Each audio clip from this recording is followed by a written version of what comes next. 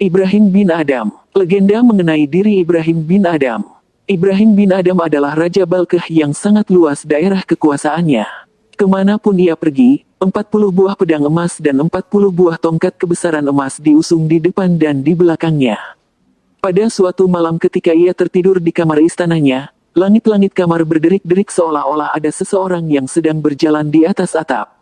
Ibrahim terjaga dan berseru, "Siapakah itu?" Seorang sahabat, terdengar sebuah sebutan. "Untaku hilang dan aku sedang mencarinya di atas atap ini." "Goblok, engkau hendak mencari unta di atas atap?" seru Ibrahim. "Wahai manusia yang lalai." Suara itu menjawab, "Apakah engkau hendak mencari Allah dengan berpakaian sutera dan tidur di atas ranjang emas?" Kata-kata ini sangat menggetarkan hati Ibrahim. Ia sangat gelisah dan tidak dapat meneruskan tidurnya. Ketika hari telah siang, Ibrahim kembali ke ruang pertemuan dan duduk di atas singgasananya sambil berpikir-pikir, bingung dan sangat gundah. Para menteri telah berdiri di tempat masing-masing dan hamba-hamba telah berbaris sesuai dengan tingkatan mereka. Kemudian dimulailah pertemuan terbuka. Tiba-tiba seorang lelaki berwajah menakutkan masuk ke dalam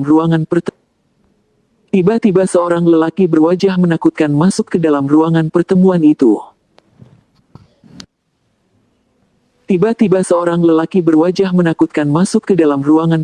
itu. Wajahnya sedemikian menyeramkan sehingga tak seorang pun di antara anggota-anggota maupun hamba-hamba istana yang berani menanyakan namanya. Semua lidah menjadi keluh.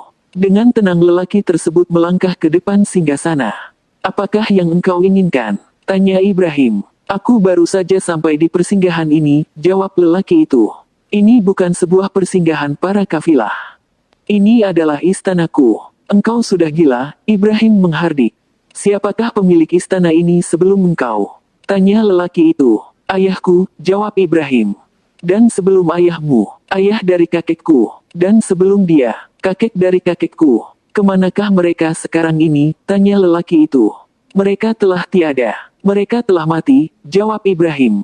"Jika demikian, bukankah ini sebuah persinggahan yang dimasuki oleh seseorang dan ditinggalkan oleh yang lainnya?" Setelah berkata demikian lelaki itu hilang. Sesungguhnya ia adalah Khidir alaihi salam. Kegelisahan dan kegundahan hati Ibrahim semakin menjadi-jadi. Ia dihantui bayang-bayangan di siang hari dan mendengar suara-suara di malam hari, keduanya sama-sama membingungkan. Akhirnya, karena tidak tahan lagi, pada suatu hari berserulah Ibrahim, "Persiapkan kudaku. Aku hendak pergi berburu. Aku tak tahu apa yang telah terjadi terhadap diriku belakangan ini. Ya Allah, kapan semua ini akan berakhir?" Kudanya telah dipersiapkan lalu berangkatlah ia berburu. Kuda itu dipacunya menembus padang pasir, seolah-olah ia tak sadar akan segala perbuatannya. Dalam kebingungan itu ia terpisah dari rombongannya. Tiba-tiba terdengar olehnya sebuah seruan, "Bangunlah." Ibrahim pura-pura tidak mendengar seruan itu. Ia terus memacu kudanya. Untuk kedua kalinya suara itu berseru kepadanya, namun Ibrahim tetap tak memperdulikannya. Ketika suara itu untuk ketiga kalinya berseru kepadanya, Ibrahim semakin memacu kudanya. Akhirnya untuk yang keempat kali, suara itu berseru, "Bangunlah, sebelum engkau kucambuk." Ibrahim tidak dapat mengendalikan dirinya. Saat itu terlihat olehnya seekor rusa. Ibrahim hendak memburu rusa itu, tetapi binatang itu berkata kepadanya, "Aku disuruh untuk memburumu. Engkau tidak dapat menangkapku. Untuk inikah engkau diciptakan atau inikah yang diperintahkan kepadamu? Wahai, apakah yang menghadang diriku ini?" seru Ibrahim. Ia memalingkan wajahnya dari rusa tersebut. Tetapi dari pegangan di pelana kudanya terdengar suara yang menyerukan kata-kata yang serupa. Ibrahim panik dan ketakutan. Seruan itu semakin jelas karena Allah yang Maha Kuasa hendak menyempurnakan janjinya. Kemudian suara yang serupa berseru pula dari mantelnya. Akhirnya sempurnalah seruan Allah itu dan pintu surga terbuka bagi Ibrahim. Keyakinan yang teguh telah tertanam di dalam dadanya. Ibrahim turun dari tunggangannya. Seluruh pakaian dan tubuh kudanya basah oleh cucuran air matanya. Dengan sepenuh hati Ibrahim bertaubat kepada Allah. Ketika Ibrahim menyimpang dari jalan raya, ia melihat seseorang gembala yang mengenakan pakaian dan topi terbuat dari bulu domba. Sang pengembala sedang menggembalakan sekawanan ternak. Setelah diamatinya ternyata si gembala itu adalah sahayanya yang sedang menggembalakan domba-domba miliknya pula. Kepada si gembala itu, Ibrahim menyerahkan mantelnya yang bersulam emas, topinya yang bertahtakan batu-batu permata beserta domba-domba tersebut, sedang dari si gembala itu Ibrahim meminta pakaian dan topi bulu domba yang sedang dipakainya. Ibrahim lalu mengenakan pakaian dan topi bulu milik si gembala itu dan semua malaikat menyaksikan perbuatannya itu dengan penuh kekaguman. Betapa megah kerjaan yang diterima putra Adam ini. Malaikat-malaikat itu berkata, ia telah mencampakkan pakaian keduniawian yang kotor lalu menggantinya dengan jubah kepapaan yang megah. Dengan air jalan kaki, Ibrahim mengelana melalui gunung-gunung dan padang pasir yang luas sambil meratapi dosa-dosa yang pernah dilakukannya. Akhirnya sampailah ia di Merv. Di sini Ibrahim melihat seorang lelaki terjatuh dari sebuah jembatan. Pastilah ia akan binasa dihanyutkan oleh air sungai. Dari kejauhan Ibrahim berseru, "Ya Allah, selamatkanlah dia." Seketika itu juga tubuh lelaki itu berhenti di udara sehingga para penolong tiba dan menariknya ke atas. Dan dengan terheran-heran mereka memandang kepada Ibrahim. "Manusia apakah ia itu?" seru mereka. Ibrahim meninggalkan tempat itu dan terus berjalan sampai ke Nisapur. Di kota Nisapur Ibrahim mencari sebuah tempat terpencil di mana ia dapat tekun mengabdi kepada Allah. Akhirnya ditemuinyalah sebuah gua yang dikemudikan hari menjadi amat termasyur. Di dalam gua itulah Ibrahim menyendiri selama 9 tahun, 3 tahun pada masing-masing ruang yang terdapat di dalamnya. Tak seorang pun yang tahu apakah yang telah dilakukannya baik siang maupun malam di dalam gua itu, karena hanya seorang manusia luar biasa perkasanya yang sanggup menyendiri di dalam gua itu pada malam hari. Setiap hari kami, Ibrahim memanjat keluar dari gua tersebut untuk mengumpulkan kayu bakar. Keesokan paginya pergilah ia ke Nisapur untuk menjual kayu-kayu itu. Setelah melakukan salat Jumat ia pergi membeli roti dengan uang yang diperolehnya. Roti itu separuhnya diberikannya kepada pengemis dan separuhnya lagi untuk pembuka puasanya. Demikianlah yang dilakukannya setiap pekan. Pada suatu malam di musim salju, Ibrahim sedang berada dalam ruang pertapaannya. Malam itu udara sangat dingin dan untuk bersuci Ibrahim harus memecahkan es. Sepanjang malam badannya menggigil, namun ia tetap melakukan salat dan berdoa hingga fajar menyingsing. Ia hampir mati kedinginan. Tiba-tiba ia teringat pada api. Di atas tanah dilihatnya ada sebuah kain bulu. Dengan kain bulu itu sebagai selimut ia pun tertidur. Setelah hari terang benderang barulah ia terjaga dan badannya terasa hangat. Tetapi segeralah ia sadar bahwa yang disangkanya sebagai kain bulu itu adalah seekor naga dengan biji mata berwarna merah darah. Ibrahim panik ketakutan dan berseru, "Ya Allah, Engkau telah mengirimkan makhluk ini dalam bentuk yang halus, tetapi sekarang terlihatlah bentuk sebenarnya yang sangat mengerikan. Aku tak kuat menyaksikannya." Naga itu segera bergerak dan meninggalkan tempat itu setelah 2 atau 3 kali bersujud di depan Ibrahim. Ibrahim bin Adam pergi ke Mekah. Ketika kemasyhuran perbuatan-perbuatannya tersebar luas, Ibrahim meninggalkan gua tersebut dan pergi ke Mekah. Di tengah padang pasir, Ibrahim berjumpa dengan seorang tokoh besar agama yang mengajarkan kepadanya nama yang teragung dari Allah dan setelah itu pergi meninggalkannya. Dengan nama yang teragung itu Ibrahim menyeru Allah dan sesaat kemudian tepaklah olehnya Khidir As. "Ibrahim," kata Khidir kepadanya, "saudaraku Daudlah yang mengajarkan kepadamu nama yang teragung itu." Kemudian mereka berbincang-bincang mengenai berbagai masalah. Dengan seizin Allah, Khidir adalah manusia pertama yang telah menyelamatkan Ibrahim. Mengenai kelanjutan-kelanjutan menuju Mekah Ibrahim mengisahkan, sebagai berikut, setibanya di Zatul Irq, kudapati 70 orang yang berjubah kain perca tergeletak mati dan darah mengalir dari lubang telinga mereka. Aku berjalan mengitari mayat-mayat tersebut, ternyata salah seorang di antaranya masih hidup. "Anak muda, apakah yang telah terjadi?" Aku bertanya kepadanya. "Wahai anak Adam," jawabnya padaku, "beradalah di dekat air dan tempat salat, janganlah menjauh agar engkau tidak dihukum, tetapi jangan pula terlalu dekat agar engkau tidak celaka. Tidak seorang manusia pun boleh bersikap terlampau berani di depan sultan. Takutilah sahabat yang membantai dan memerangi para peziarah ke tanah suci seakan-akan mereka itu orang-orang kafir Yunani. Kami ini adalah rombongan sufi yang menembus padang pasir dengan berpasrah kepada Allah dan berjanji tidak akan mengucapkan sepatah kata pun di dalam perjalanan, tidak akan memikirkan apapun kecuali Allah, senantiasa membayangkan Allah ketika berjalan maupun istirahat, dan tidak peduli kepaksa segala sesuatu kecuali kepadanya. Setelah kami mengarungi padang pasir dan sampai ke tempat di mana para peziarah harus mengenakan jubah putih, Khidir datang menghampiri Kai. Kami mengucapkan salam kepadanya dan Khidir membalas salam kami. Kami sangat gembira dan berkata, Alhamdulillah, sesungguhnya perjalanan kita telah diridai Allah, dan ang mencari telah mendapatkan yang dicari, karena bukankah manusia suci sendiri telah datang untuk menyambut kita. Tapi, saat itu juga berserulah sebuah suara di dalam diri kami, kalian pendusta dan berpura-pura. Demikianlah kata-kata dan janji kalian dahulu. Kalian lupa padaku dan memuliakan yang lain. Binasalah kalian. Aku tidak akan membuat perdamaian dengan kalian sebelum nyawa kalian kucabut sebagai pembalasan dan sebelum darah kalian kutumpahkan dengan pedang kemurkaan. Manusia-manusia yang engkau saksikan terkapar di sini, semuanya adalah korban dari pembalasan itu. Wahai Ibrahim, berhati-hatilah engkau. Engkau pun mempunyai ambisi yang sama. Berhati-hatilah atau menyingkirlah jauh-jauh. Aku sangat gemar mendengar kisah itu. Aku bertanya kepadanya, tetapi mengapakah engkau tidak turut dibinasakan? Kepadaku dikatakan, sahabat-sahabatmu telah matang sedang engkau masih mentah. Biarlah engkau hidup beberapa saat lagi dan segera akan menjadi matang. Setelah matang engkau pun akan menyusul mereka. Setelah berkata demikian ia pun mengemebuskan nafasnya yang terakhir. 14 tahun lamanya Ibrahim mengarungi padang pasir, dan selama itu pula ia selalu berdoa dan merendahkan diri kepada Allah. Ketika hampir sampai ke kota Mekah, para sesepuh kota hendak menyambutnya, Ibrahim mendahului rombongan agar tidak seorang pun dapat mengenali dirinya. Hamba-hamba yang mendahului para sesepuh tanah suci melihat Ibrahim, tetapi karena belum pernah dengannya, mereka tak mengenalnya. Setelah Ibrahim begitu dekat, para sesepuh itu berseru, Ibrahim bin Adham hampir sampai. Para sesepuh tanah suci telah datang menyambutnya. Apakah yang kalian inginkan dari si bitah itu? Tanya Ibrahim kepada mereka. Mereka langsung meringkus Ibrahim dan memukulinya.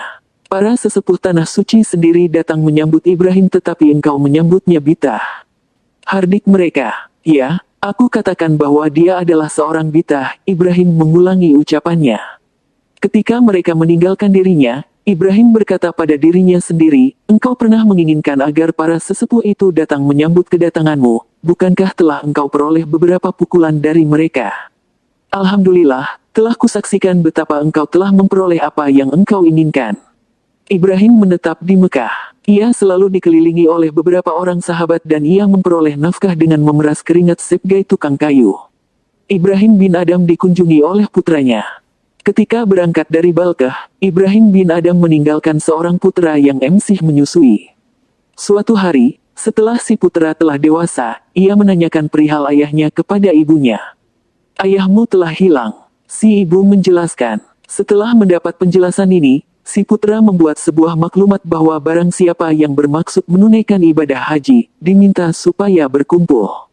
4.000 orang datang memenuhi panggilan ini. Kemudian ia lalu memberikan biaya makan dan unta selama dalam perjalanan kepada mereka itu.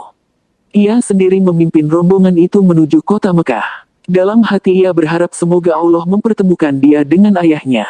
Sesampainya di Mekah, di dekat pintu Masjidil Haram, mereka bertemu dengan serombongan sufi yang mengenakan jubah kain perca. Apakah kalian mengenal Ibrahim bin Adam? Si pemuda bertanya kepada mereka. Ibrahim bin Adam adalah sahabat kami. Ia sedang mencari makanan untuk menjamu kami. Pemuda itu meminta agar mereka sudi mengantarkannya ke tempat Ibrahim saat itu. Mereka membawanya ke bagian kota Mekah yang dihuni oleh orang-orang miskin. Di sana dilihatnya betapa ayahnya bertelanjang kaki dan tanpa menutup kepala sedang memikul kayu bakar. Air matanya berlinang tapi ia masih dapat mengendalikan diri. Ia lalu membuntuti ayahnya sampai ke pasar. Sesampainya di pasar si ayah mulai berteriak-teriak. Siapakah yang suka membeli barang yang halal dengan barang yang halal? Seorang tukang roti menyahuti dan menerima kayu api tersebut dan memberikan roti kepada Ibrahim. Roti itu dibawanya pulang lalu disuguhkannya kepada sahabat-sahabatnya. Si putera berpikir-pikir dengan penuh kekhawatiran, jika ku katakan kepadanya siapa aku, niscaya ia akan melarikan diri. Oleh karena itu ia pun pulang meminta nasihat dari ibunya, bagaimana cara yang terbaik untuk mengajak ayahnya pulang.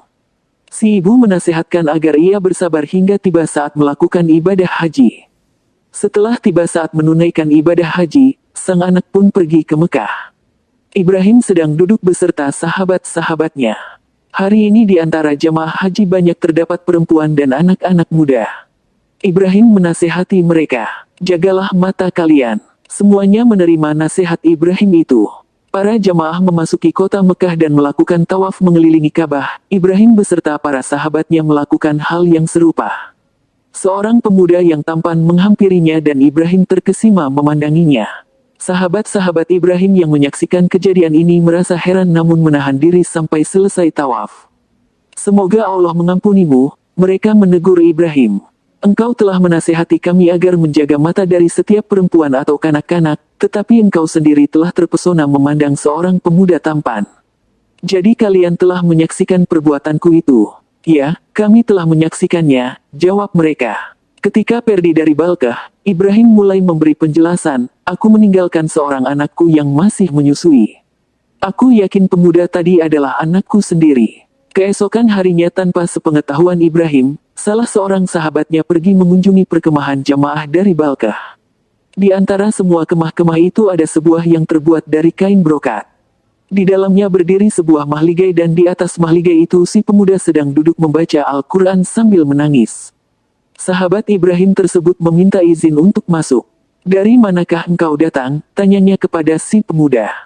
"Dari Balkah," jawab si pemuda. "Putera siapakah engkau?" Si pemuda menutup wajahnya lalu menangis. "Sampai kemarin aku belum pernah menatap wajah ayahku," katanya sambil memindahkan Al-Quran yang sedang dibacanya tadi. "Walaupun demikian, aku belum merasa pasti apakah ia ayahku atau bukan. Aku khawatir jika kukatakan kepadanya siapa aku sebenarnya, ia akan menghindarkan diri kembali dari kami. Ayahku adalah Ibrahim bin Adam, raja dari Balkah." Sahabat Ibrahim lalu membawa si pemuda bertemu dengan ayahnya. Ibunya pun turut menyertai mereka. Ketika mereka sampai ke tempat Ibrahim, Ibrahim sedang duduk bersama sahabat-sahabatnya di depan pojok Yamani. Dari kejauhan Ibrahim telah melihat sahabatnya datang beserta si pemuda dan ibunya.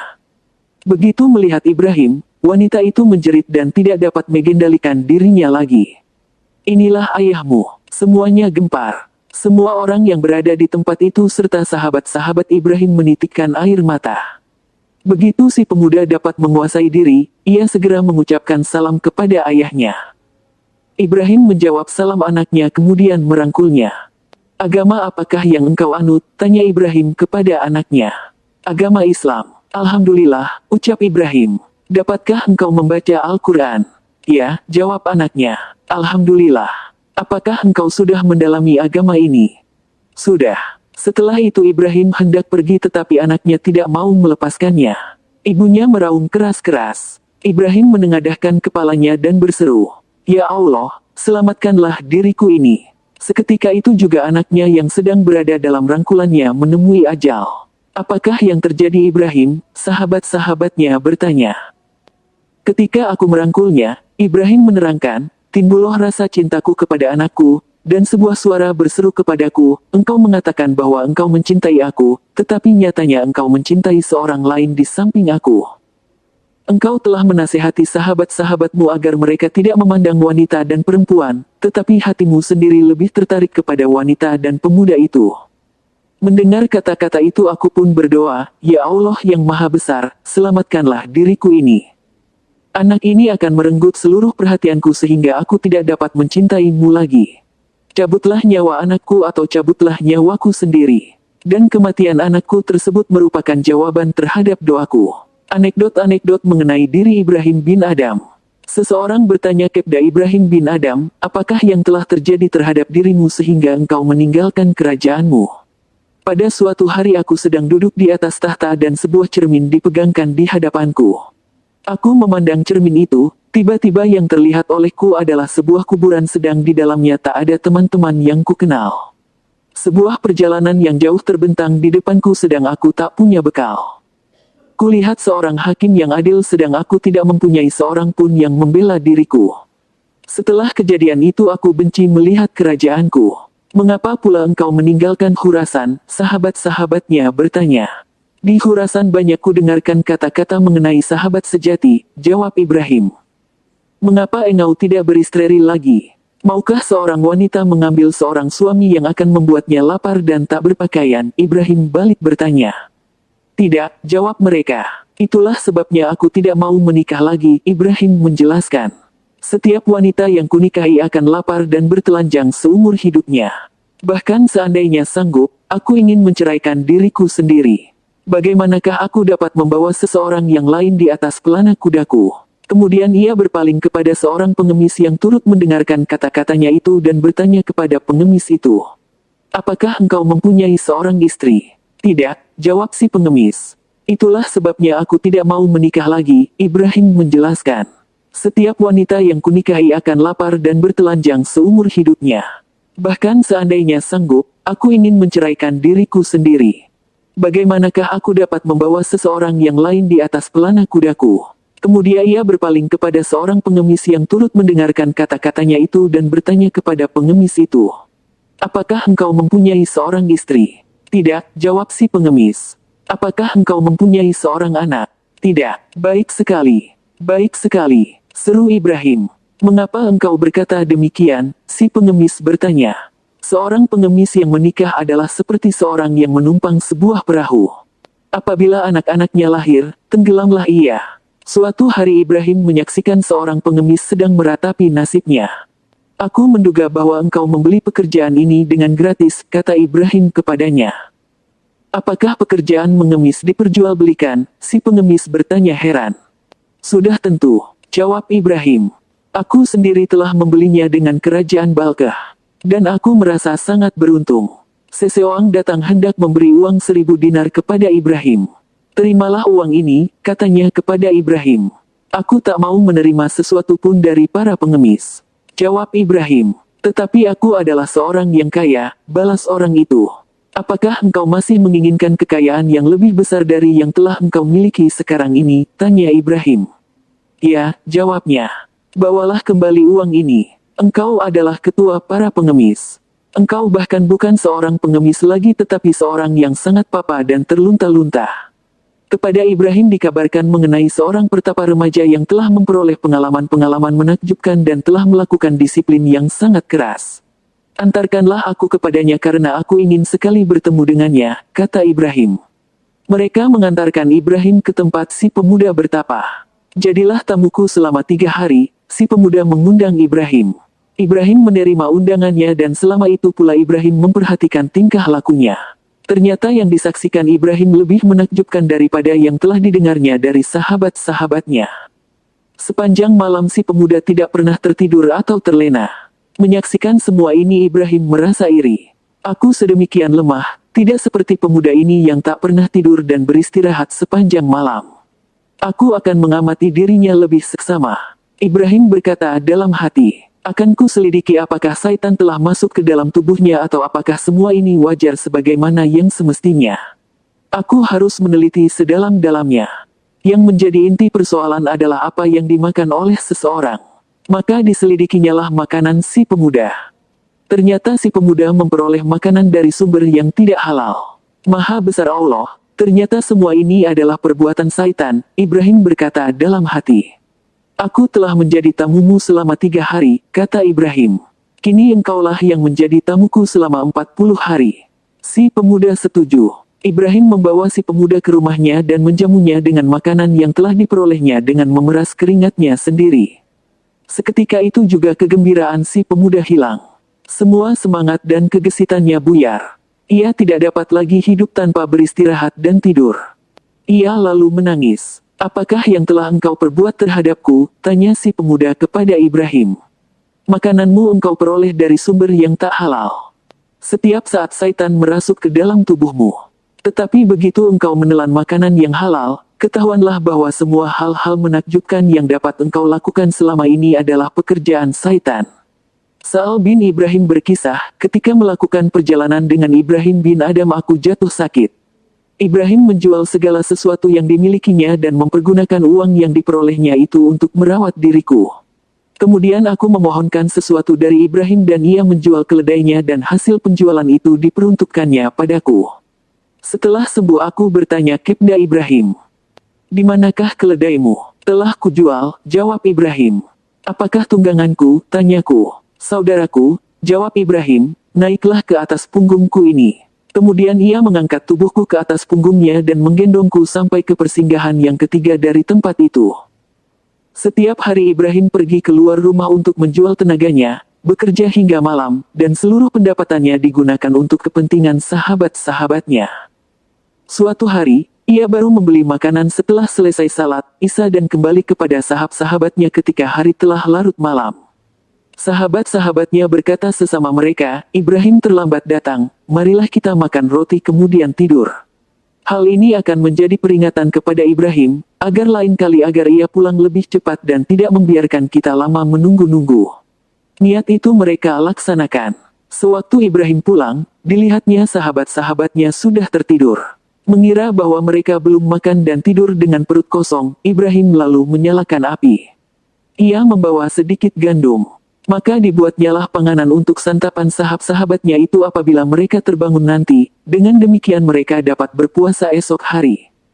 Sahabat-sahabatnya terbangun, melihat Ibrahim sedang meniup api, janggutnya menyentuh lantai dan air matanya meleleh karena asap yang mengepul-ngepul di sekelilingnya. Apakah yang sedang engkau lakukan? Tanya mereka. Kulihat kalian sedang tidur, jawab Ibrahim. Kukira kalian belum memperoleh makanan dan tertidur dalam keadaan lapar, karena itu kubuatkan panganan untuk makanan kalian setelah bangun. Betapa ia memikirkan diri kita dan betapa kita berpikir yang bukan-bukan mengenai dirinya, mereka saling berkata. Sejak engkau menempuh kehidupan yang seperti ini, apakah engkau mengalami kebahagiaan? Seseorang bertanya kepada Ibrahim. Sudah, berapa kali, jawab Ibrahim. Pada suatu ketika aku sedang berada di atas sebuah kapal dan nahkoda tak mengenal diriku. Aku mengenakan pakaian yang lusuh dan rambutku belum dicukur. Aku sedang berada dalam suatu ekstase spiritual namun tak seorang pun di atas kapal itu yang mengetahuinya. Mereka menertawai dan memperolok-olokku. Di atas kapal itu ada seorang pembadut. Setiap kali menghampiriku ia menjambak rambutku dan menamparkan tengkuku. Pada saat itu aku rasakan bahwa keinginanku telah tercapai dan aku merasa sangat bahagia karena dihinakan sedemikian rupa. Tanpa terduga-duga, datanglah gelombang raksasa. Semua yang berada di atas kapal khawatir kalau mereka akan tenggelam. Salah seorang dari penumpang harus dilemparkan ke laut agar muatan jadi ringan. Teriak jurumudi. Mereka segera meringkusku untuk dilemparkan ke laut. Tetapi untunglah seketika itu juga gelombang mereda dan perahu itu tenang kembali. Pada saat mereka menarik telingaku untuk dilemparkan ke laut itulah aku merasakan bahwa keinginanku telah tercapai dan aku merasa sangat berbahagia. Dalam peristiwa yang lain, aku pergi ke suap masjid untuk tidur di sana. Tetapi orang-orang tidak mengizinkan aku tidur di dalam masjid itu sedangkan aku sedemikian lemah dan letih sehingga tak sanggup berdiri untuk meninggalkan tempat itu. Orang-orang menarik kakiku dan menyeretku keluar. Masjid itu mempunyai 3 buah anak tangga. Setiap kali membentur anak tangga itu, kepalaku mengeluarkan darah. Pada saat itu aku merasa bahwa keinginanku telah tercapai. Sewaktu mereka melemparkan diriku ke anak tangga yang berada di bawah, misteri alam semesta terbuka kepadaku dan aku berkata di dalam hati. Mengapa masjid ini tidak mempunyai lebih banyak anak tangga sehingga semakin bertambah pula kebahagiaanku? Dalam peristiwa lain, aku sedang asyik dalam ekstase. Seorang pembadut datang dan mengencingiku. Pada saat itu aku pun merasa bahagia. Dalam sebuah peristiwa, aku mengenakan sebuah mantel bulu. Mantel itu penuh dengan tuma yang tanpa ampun lagi mengganyang tubuhku. Tiba-tiba aku teringat akan pakaian bagus yang tersimpan di dalam gudang, tetapi hatiku berseru, mengapa? Apakah semua itu menyakitkan? Pada saat itu aku merasa bahwa keinginanku telah tercapai. Ibrahim berkisah, pada suatu hari ketika aku sedang mengarungi padang pasir dan aku berpasrah diri kepada Allah. Telah beberapa hari lamanya aku tidak makan. Aku teringat kepada seorang sahab tetapi aku segera berkata kepada diriku sendiri, jika aku pergi ke tempat sahabku, apakah gunanya kepasrahanku kepada Allah? Kemudian aku memasuki sebuah masjid sambil bibirku bergerak-gerak menggumamkan, aku telah mempercayakan diriku kepada Dia yang hidup dan tak pernah mati. Tidak ada Tuhan selainnya. Sebuah suara berseru dari langit, Maha Besar Allah yang telah menggosongkan bumi bagi orang-orang yang berpasrah diri kepadanya. Aku bertanya, mengapakah demikian? Suara itu menjawab, betapakah seseorang benar-benar berpasrah diri kepada Allah, Melakukan perjalanan jauh demi sesuap makanan yang dapat diberikan sembarang sahabnya, kemudian menyatakan, aku telah memasrahkan diriku kepada Yang Maha Hidup dan tidak pernah mati. Engkau telah memberikan ucapan berpasrah kepada Allah kepada seseorang pendusta. Ibrahim berkisah, pada suatu ketika aku membeli seorang hamba. Siapakah namamu? Tanyaku padanya. Panggilanmu terhadapku, jawabnya. Apakah yang engkau makan? Makanan yang kau berikan untukku makan. Pakaian apakah yang engkau pakai? Pakaian yang engkau berikan untukku kenakan. Apakah yang engkau kerjakan? Pekerjakan yang engkau perintahkan kepadaku. Apakah yang engkau inginkan? Apakah hak seorang hamba untuk menginginkan? Jawabnya, celakalah engkau, kataku kepada diriku sendiri. Seumur hidup engkau adalah hamba Allah. Kini ketahuilah bagaimana seharusnya menjadi seorang hamba. Sedemikian lamanya aku menangis sehingga aku tidak sadarkan diri. Tak seorang pun pernah menyaksikan Ibrahim duduk bersila. Mengapa engkau tak pernah duduk bersila? Tanya seseorang kepadanya. Ibrahim menjawab, pada suatu hari ketika aku duduk bersila terdengar olehku suara yang berkata kepadaku, wahai anak Adam, apakah hamba-hamba duduk seperti itu di hadapan Tuhan mereka? Segeralah aku duduk tegak dan memohon ampunan. Ibrahim berkata, pada suatu ketika aku berjalan menempuh padang pasir sambil memasrahkan diri kepada Allah. Sudah 3 hari lamanya aku tidak makan. Kemudian syaitan datang kepadaku dan menggoda, apakah engkau meninggalkan kerajaanmu beserta kemegahan-kemegahan yang sedemikian banyak hanya untuk pergi ke tanah suci dalam keadaan lapar seperti ini? Sesungguhnya engkau dapat melakukan hal yang serupa tanpa penderitaan ini. Setelah mendengar kata-kata syaitan itu aku tengadahkan kepalaku dan berseru kepada Allah, ya Allah, apakah engkau lebih suka mengangkat musuhmu daripada sahabmu untuk menyiksa diriku? Kuatkanlah diriku karena aku tak sanggup meneberangi padang pasir ini tanpa pertolonganmu. Maka terdengarlah olehku sebuah seruan. Ibrahim, campakkanlah yang di dalam sakumu itu sehingga kami boleh mendatangkan karunia kami dari alam gaib. Aku rogoh sakuku, kudapatkan 4 buah mata uang perak yang tanpa sengaja terbawa olehku. Begitu aku melemparkan uang itu, si syaitan lari meninggalkan diriku dan secara gaib di depanku telah terhidang makanan. Aku pernah bekerja menjaga sebuah kebun buah-buahan. Pada suatu hari pemilik kebun itu datang kepadaku dan berkata, ambilkanlah padaku beberapa buah delia yang manis rasanya. Maka ku ambilkan beberapa buah tetapi ternyata rasanya asam. Bawakanlah buah-buahan yang manis. Si pemilik kebun mengulangi perintahnya. Maka ku bawakan 5 sepinggan penuh, namun buah-buahan itu asam pula rasanya. Si pemilik kebun berseru, Masya Allah, telah sedemikian lama engkau bekerja di kebun ini namun engkau tidak mengenal buah delia yang telah masak. Aku menjaga kebunmu namun aku tak tahu bagaimana rasanya buah delima karena aku tak pernah mencicipinya. Jawabku, maka berkatalah si pemilik kebun, dengan keteguhan yang seperti ini, aku mempunyai persangkaan bahwa engkau adalah Ibrahim bin Adam. Setelah mendengar kata-kata tersebut segeralah aku meninggalkan tempat itu.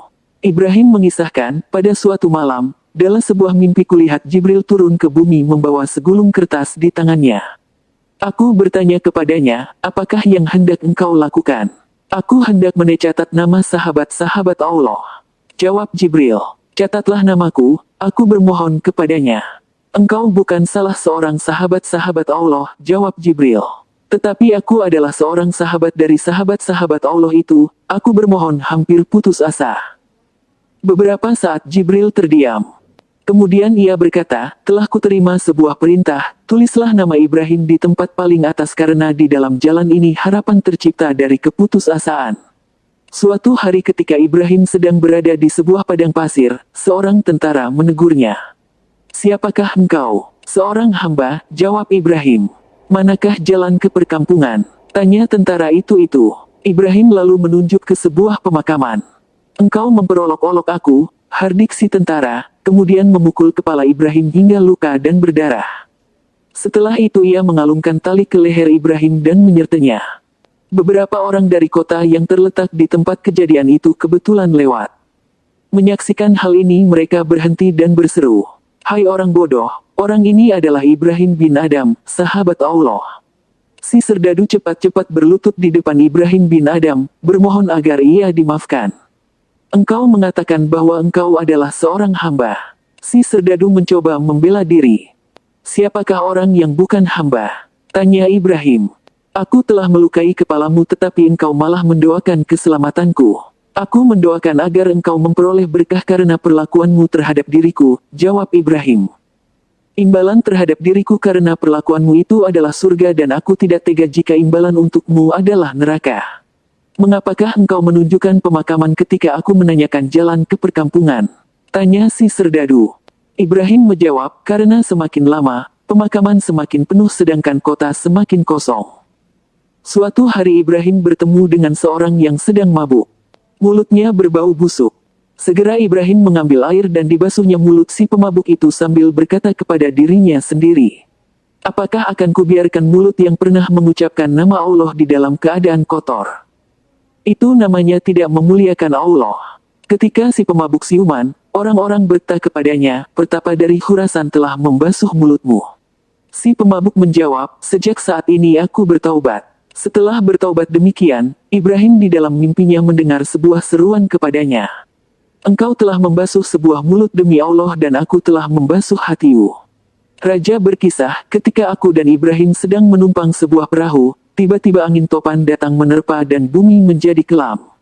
Aku berteriak, perahu kita akan tenggelam. Tetapi dari langitku dengar suara. Jangan khawatirkan perahu tidak akan tenggelam karena Ibrahim bin Adham ada beserta kalian. Segera setelah itu angin mereda dan bumi yang kelam menjadi terang kembali. Ibrahim menumpang perahu tetapi ia tidak mempunyai uang. Kemudian terdengar sebuah pengumuman, setiap orang harus membayar 1 dinar. Ibrahim segera salat sunat 2 rakaat dan berdoa. Ya Allah, mereka meminta ongkos, tetapi aku tak mempunyai uang. Mendafdak lautan luas berubah menjadi emas. Ibrahim mengambil segenggam dan memberikannya kepada mereka. Suatu hari Ibrahim duduk di tepi sungai Tigris menjahit jubah tuannya. Jarumnya terjatuh ke dalam sungai. Seseorang bertanya kepadanya, engkau telah meninggalkan sebuah kerajaan yang jaya, tetapi apakah yang telah engkau peroleh sebagai imbalan? Sambil menunjuk ke sungai Ibrahim berseru, kembalikanlah jarumku. 1000 ekor ikan mendongakkan kepala ke permukaan air, masing-masing dengan sebuah jarum emas di mulutnya.